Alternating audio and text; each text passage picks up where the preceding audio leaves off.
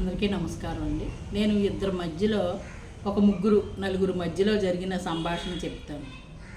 అది ఎలా అంటే, ఇప్పుడు పిల్లలు ఉంటారు, ఈ నలుగురికి సంబంధించిన పిల్లలు ఉంటారు, స్కూల్లో చదువుతూ ఉంటారు.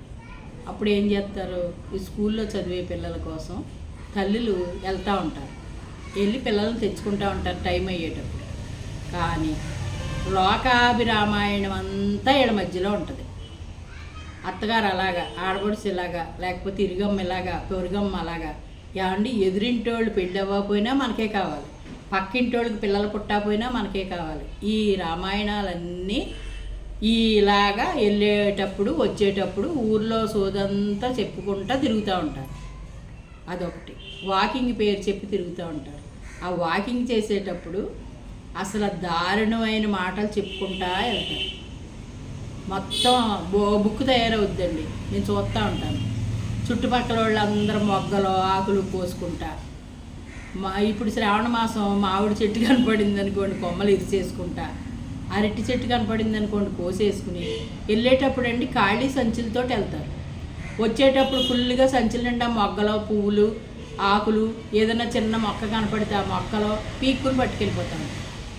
గోడ మీద మొక్క పెట్టుకుంటానికి భయపడుతున్నామండి అంటుంది ఒక ఆవిడ ఉంది. ఆ దొడ్లోనూ ఎన్నోసార్లు కేకలేసారంటే కొయ్యొద్దని మొగ్గలు.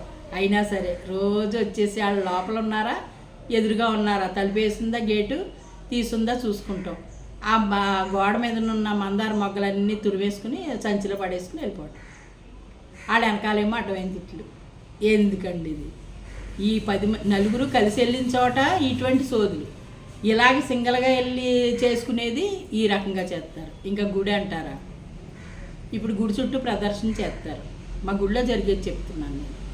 తిరిగేటప్పుడు సెల్ ఫోను ఒక చోట పెట్టేసుకుని చక్కగా తిరగాలి.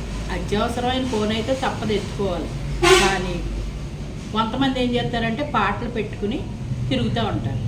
కొన్ని భక్తి ఇంటాకి బాబా పాటలో లేకపోతే లలిత విష్ణువో పెట్టేసుకుని గట్టు మీద పెట్టేసి తిరుగుతారండి. అదే చక్కగా వినపడుతూ ఉంటుంది ఆఖరి దాకా. 108 ప్రదర్శన.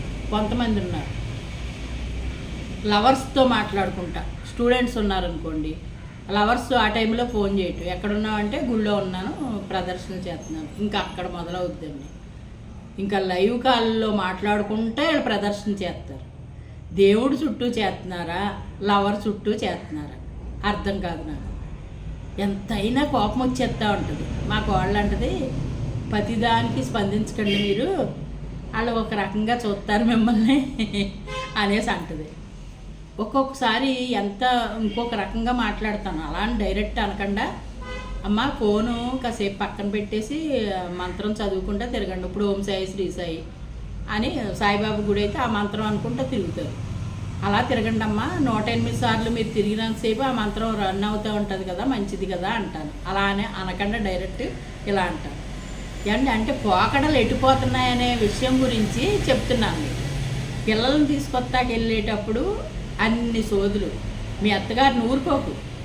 మీ కోడలు అత్తగారు వెళ్తుంది అనుకోండి, మీ కోడలు వచ్చింది ఇవాళ, మీ కోడలను అసలు ఊరుకోకండి. ఇక వీళ్ళ ఇంట్లో ఇలా జరుగుతుంది, వాళ్ళ ఇంట్లో అలా జరుగుతుంది, మీ కోడలు ఎలా మాట్లాడుతుంది వాళ్ళతోటి, అలాగా సోదులు.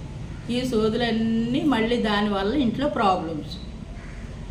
ఈ వాకింగ్లో కూడా అదే బాణీలో జరుగుతున్నాయి. ఇంకా సాయంత్రం 4 గంటలకి పొద్దున్నేమో ఆడవాళ్ళు వాకింగ్. కొంతమంది ఉంటారు మగవాళ్ళు. పెద్దోళ్ళు ఉన్నారు, వాళ్ళు ఏం చేస్తారంటే సాయంకాలం వాకింగ్ చేస్తారు మగవాళ్ళు. ఒక 5గురు ఎంతమందో ఉంటారండి. మా రాళ్ళు ఉంటాయి కదా బయట, ఆ రాళ్ళ మీద వచ్చి తిరిగి కరెక్ట్గా 4:30, 5 అయ్యేటప్పటికి వచ్చి రాళ్ళ మీద కూర్చుంటారు. పెద్దోళ్ళు కదండి, ఏదో వాళ్ళ కష్ట సుఖం మాట్లాడుకుంటారు. ఇంకా వయసు 60 దాటిన వాళ్ళు, 60 దాటిపోయిన వాళ్ళే కానీ లోపల వాళ్ళు కాదు. కూర్చుని రిటైర్డ్ అయిపోయిన వాళ్ళు అందరూ. వాళ్ళు ఏదో చక్కగా ఈ రాజకీయాలు ఇంకోటో కాసేపు సేద తీర్చడం కోసం కూర్చుని మాట్లాడుకుంటూ ఉంటారు.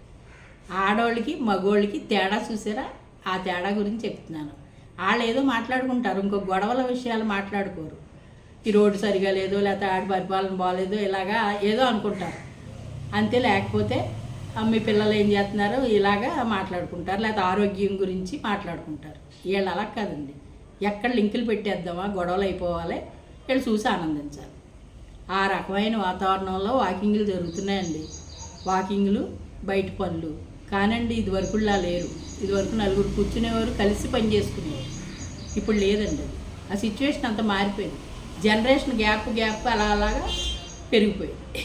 ఏమంటారు చెప్పండి.